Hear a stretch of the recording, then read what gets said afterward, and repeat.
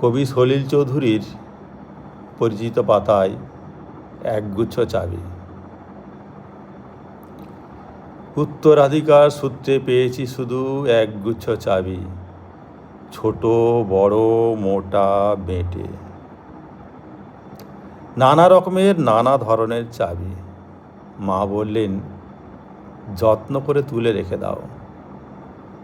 তারপর যখন বয়স বাড়ল, জীবন এবং জীবিকার সন্ধানে পথে নামতে হলো, পকেটে শুধু সেই একগুচ্ছ চাবি,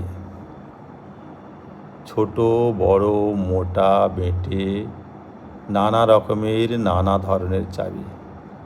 কিন্তু যেখানেই যাই সামনে দেখি প্রকাণ্ড এক দরজা, আর তাতে ঝুলছে প্রকাণ্ড এক তালা।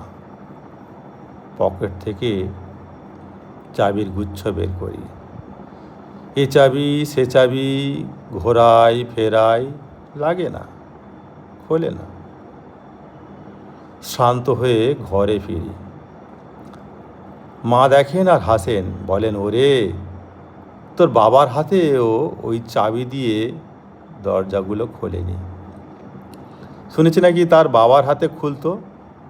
আসলে কি জানিস, ওই সব চাবিগুলো হয়তো সত্যের, সততার, যুক্তিনিষ্ঠার। আজকাল ওই সব চাবি দিয়ে আর কোনো দরজা খোলে না। তবু তুই ফেলে দিস না, যত্ন করে তুলে রেখে দিস।